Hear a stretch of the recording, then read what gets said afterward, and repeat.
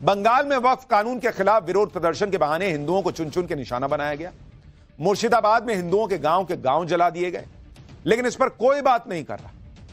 आप देखिए कि बंगाल में बीजेपी समेत 4 बड़ी पार्टियां हैं, कांग्रेस, टीएमसी, लेफ्ट का तो यह हाल है कि वक्फ कानून लागू होने से पहले ही वो मुसलमानों के साथ चट्टान की तरह खड़े हो गए। लेकिन मुर्शिदाबाद से भागकर आए हिंदू बगले झांक रहा है।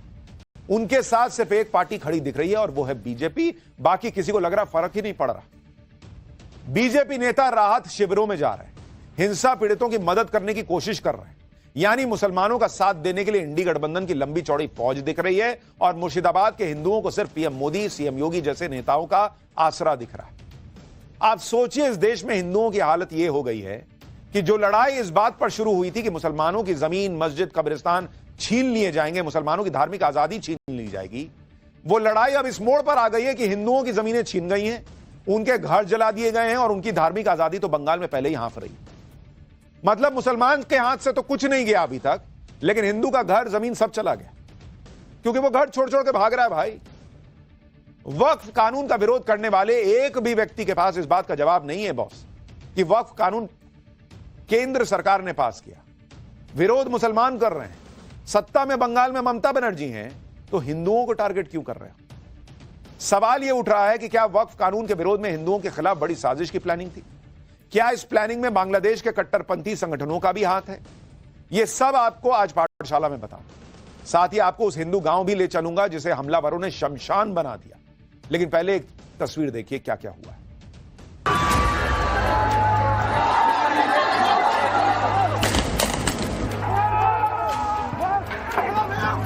अगर ममता बनर्जी रहेगा ना 5 साल, तो ये पूरा वेस्ट बंगाल बांग्लादेश बना देगा। Bharatiya Janata party anti Muslim, anti इस्लाम है, इसलिए उन्होंने वक्फ के कानून को जबरदस्ती थोपा है।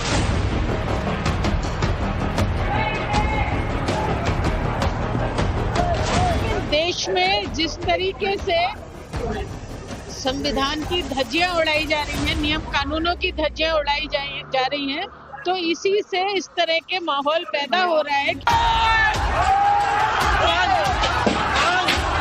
मोदी जब से बैठा है तो वो तो मुसलमानों के खून से होली ही खेलना चाहता है।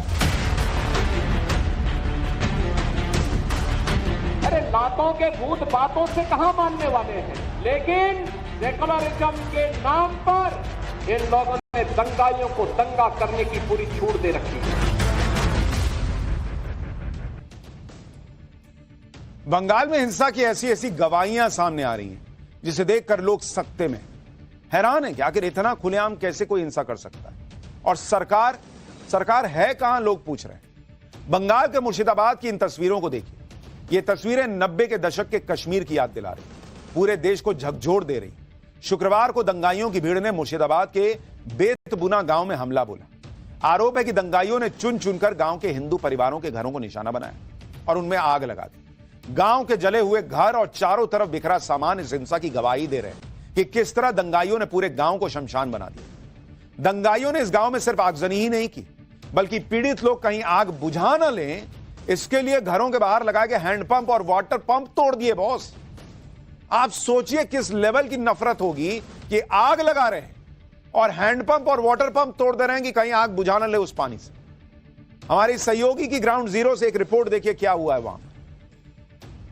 ये पूरा गांव जो है वो एक हिंदू जो है गांव है। यहाँ पर तकरीबन 200 से ज्यादा हिंदू परिवार रहते हैं, लेकिन एक के बाद एक इस पूरे गांव को जो है शमशान में तब्दील कर दिया गया है। पूरा गांव चला दिया। थोड़ा सा 2-3 गांव बचा है जहाँ पर हम लोग रहते थे, पूरा 15-20 आदमी, वो छोड़ के बाद बाकी पूरा जला दिया। पुलिस का आकलन है कि अभी तक के एस्टिमेट के हिसाब से 180 घर जलाए गए हैं। हालांकि जिस तरह से आगे भी असेसमेंट बढ़ रहा है, हो सकता है ये आंकड़ा और भी ज्यादा बढ़े। हिंदू को उड़ाने के लिए प्लान के साथ था, बोल रहा था ये बांग्लादेश बना दूंगा यहाँ से। बांग्लादेश पाकिस्तान बना दूंगा। हम जो दंगाई यहाँ पर घुस आए थे उन्होंने किस तरह से प्लानिंग की थी? अगर जो है यहाँ पर आग लगा रहे थे जो लोग, बाहर जो हैंड पंप है या वाटर पंप है उन्होंने उसको भी तोड़ दिया था, ताकि जब घर पर आग लगाएंगे तो आग को बुझाने के लिए इन लोगों के पास जो है पानी भी ना बचे। अगर ममता बनर्जी रहेगा ना 5 साल तो ये पूरा वेस्ट बंगाल बांग्लादेश बना देगा। अब मुर्शिदाबाद के ही बेतबुना गांव की एक और तस्वीर देखिए, जो वहां हुई हिंसा और आगजनी की आज भी चीख चीख कर गवाही दे रही है। शुक्रवार और शनिवार को दंगाइयों की भीड़ ने इस गांव में हिंदुओं के घरों में ऐसी आग लगाई जो आज भी धधक रही है। चश्मदीदों का दावा है कि हिंसा के दौरान हिंदू घरों में न सिर्फ आगजनी की गई बल्कि हिंदू बेटियों को भी अपने साथ उठाकर ले जाने की कोशिशें हुई। आप सोचिए, जिस राज्य की कमान एक महिला मुख्यमंत्री के हाथ में है, जो मां माटी मानुष की बात करती है, उसी राज्य में हिंदू बेटियों की सुरक्षा दांव पर लग गई आरोप लग रहा है। लेकिन जिनके कंधों पर इसे रोकने की जिम्मेदारी है वो कहां हैं, लोग पूछ रहे हैं। आज भी मुर्शिदाबाद के इस गांव के हिंदू घरों में सुलग रही आग पर हमारी सहयोगी की एक और ग्राउंड रिपोर्ट देखी। मुर्शिदाबाद के बेतबुना गांव में जहां एक के बाद एक घरों को आग के हवाले कर दिया गया, इस पूरे गांव को जो है खत्म और नष्ट कर दिया गया। आज भी इस गांव के एक हिंदू घर पर जो है आग सुलग रही है। बेहद सिस्टमैटिक तौर पे ये पूरी चीज की गई, प्लानिंग के तौर पे किया गया, और जब सब कुछ उन्होंने लूट लिया तब जो है इस घर को तोड़ा फोड़ा गया और आग के हवाले कर दिया गया। हर एक हिंदू घर पर जो है इस तरह से दिखता है कि किस तरह से तुलसी की पूजा की जाती है, और इसी तरह से एक एक घर को आइडेंटिफाई कर निशाने पर लेकर जो है उन्होंने लूट मचाई। इन परिवारों की जो बच्चियां हैं, महिलाएं हैं, उनके भी इज्जत पर जो है हाथ डालने की कोशिश की। कईयों का जो कहना है कि उनकी बेटियों को जो है ले जाने की कोशिश की टानते हुए, और उसके बाद जो है किसी तरह जान बचाने के बाद जो है वो यहां से निकले हैं।